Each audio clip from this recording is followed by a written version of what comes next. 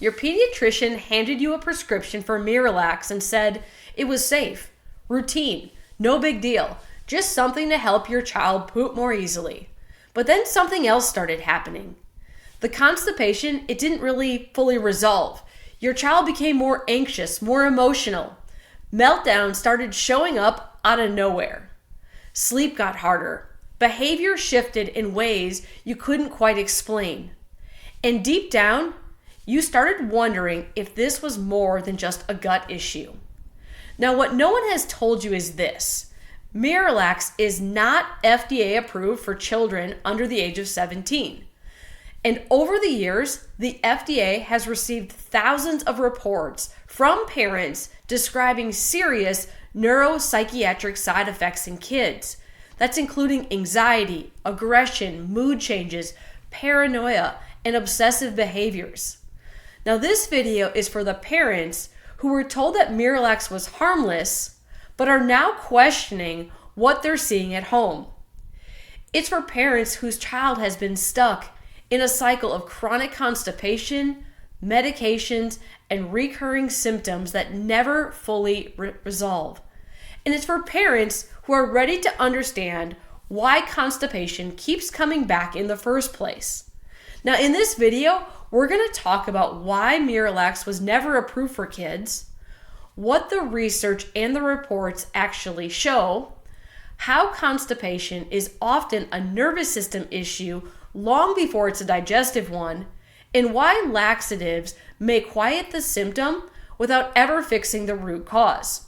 Now, most importantly, we're going to walk through a neurological approach that helps restore natural digestive function without relying on medications or risking scary side effects. So if your gut is telling you that something isn't right, you're not imagining it. Let's talk about what's really going on. So Laura never imagined that something that her pediatrician recommended could actually make her son worse. Her son Justin had struggled with constipation since he was a baby. And like so many parents, Laura was told that this was common, it was manageable, and easily treated. When MiraLAX was prescribed, she trusted it. It felt like the responsible choice, the safe choice. But instead of things improving, Laura watched her child change. Justin became anxious, aggressive, emotionally unpredictable. The meltdowns, they felt extreme and really unfamiliar, like someone had flipped a switch. Nothing else had changed. This was the same home, the same routines, the same child, but suddenly in distress. She had no idea that MiraLAX could make his behavior even worse, and that her doctor never mentioned side effects, not once. And that's the part that stops parents in their tracks. Because Laura's story isn't rare, constipation affects nearly 1 in 3 children worldwide, and polyethylene glycol, the active ingredient in MiraLAX, is commonly recommended as a first-line solution. So it's often presented as gentle, routine, and low risk, but what's frequently left out of the conversation is what happens when a child's nervous system is already under stress. So the gut, brain, and the autonomic nervous system, they are all deeply connected. And when a medication meant to help digestion quietly disrupts regulation instead, that's when parents like Laura are left watching symptoms stack up, behavior unravel, and answers fall short. And that's where we need to slow down and look at the bigger picture of what's really going on. So let's start with the question that most parents eventually ask. So if MiraLAX isn't FDA approved for kids, well then why is it being prescribed so often?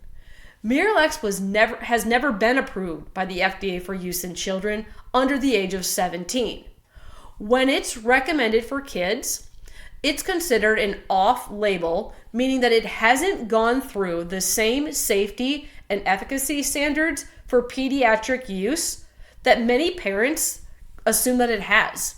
And yet it's commonly presented as gentle, safe, and appropriate for long-term use. Now, what most parents are never told is that the FDA has received thousands of reports describing neuropsychiatric side effects in children taking MiraLAX. Parents have reported anxiety, aggression, mood changes, paranoia, or obsessive or compulsive behaviors that appeared after starting the medication. Now, alongside those concerns are digestive side effects like bloating, cramping, nausea, diarrhea, and in rare cases, serious complications like electrolyte imbalances or bleeding. Now, in conventional medicine, constipation is often treated as a problem to suppress, not a signal to investigate. So, when side effects show up, the solution is rarely to ask why the child's system is struggling in the first place. Instead, the dosage gets adjusted, another medication is added, or parents are told to stay the course. The symptoms may quiet down temporarily, but the root cause remains untouched. To understand why that matters, you have to understand how MiraLAX actually works. So MiraLAX doesn't fix digestion. It bypasses it. The medication works through a process called osmosis. So it's pulling water into the intestines to artificially soften stool and force movement. It doesn't resolve and restore coordination. It doesn't improve communication between the brain and the gut. It simply creates pressure and then hopes that the system responds. But digestion is not a mechanical process. It's actually a neurological process. Your child's nervous system acts like an air traffic controller, so coordinating timing, muscle movement, enzyme release, gut motility, and elimination. When that system is regulated, digestion is normal. When it's dysregulated, things slow down, they tighten up, or they shut down completely. Now, using a laxative in a dysregulated system, it's kind of like pressing the gas pedal when the parking brake is still on. I mean, you might get movement, but the strain builds, and over time, the system becomes more dependent and less capable of actually functioning on its own. So we already know that disrupting natural processes early in life, that has long-term consequences. So children who receive multiple rounds of antibiotics in the first 2 years of life, well, we know that they are significantly more likely to develop allergies and asthma and chronic gut issues later on. Now, when the body is repeatedly overridden instead of supported, it adapts in ways that are rarely helpful, which brings us to the bigger question. So, why did the constipation start in the first place?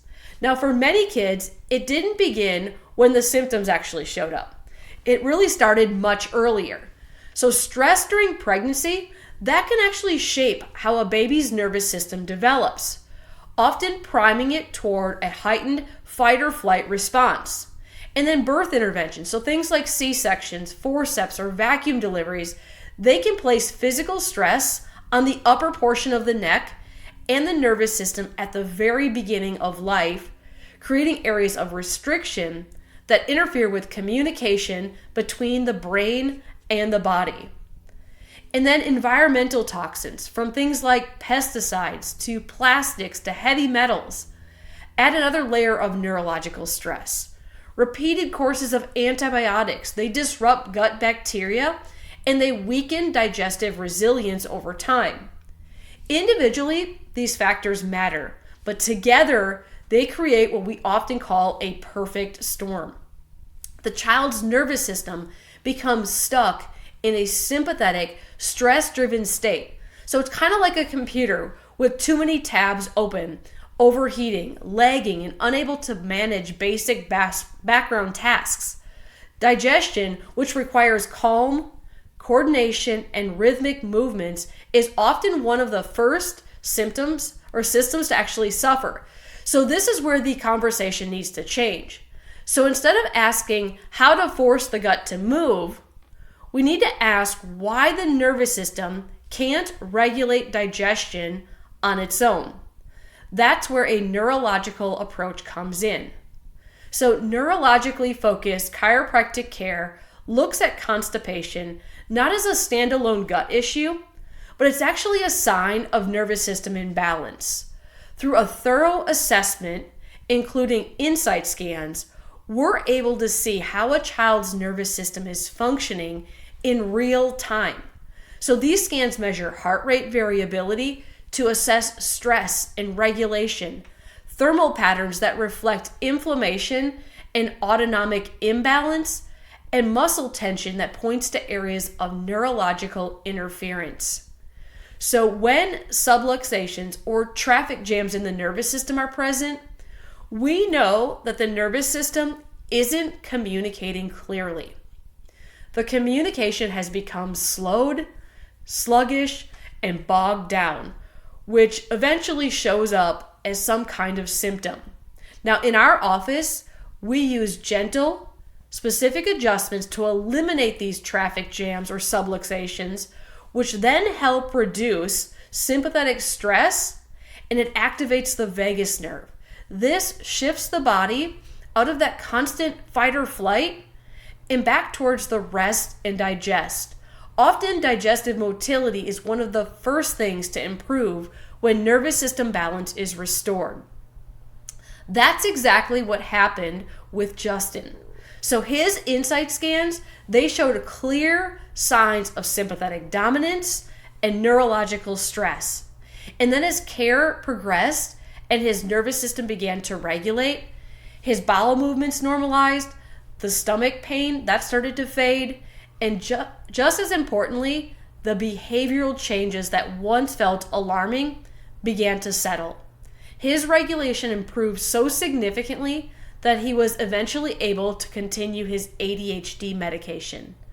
Not because the symptoms were suppressed, but because the system underneath them finally had the support that it needed. This is what happens when we stop chasing the symptoms and we start listening to what the body is asking for. Your child's constipation is not just a digestive issue. It is a nervous system issue showing up in the gut. Now, while MiraLAX may offer temporary relief, it doesn't explain why your child's system can't regulate digestion on its own. It doesn't restore communication between the brain and the body, and for so many families, it introduces risks and side effects that were never part of the original conversation. If this feels frustrating, it's not because you've done something wrong. In fact, most parents are doing everything they've been told to do. The problem is that the foundation of what keeps us healthy has never been addressed or looked at. When the nervous system is supported and functioning the way it was designed to, digestion doesn't have to be forced.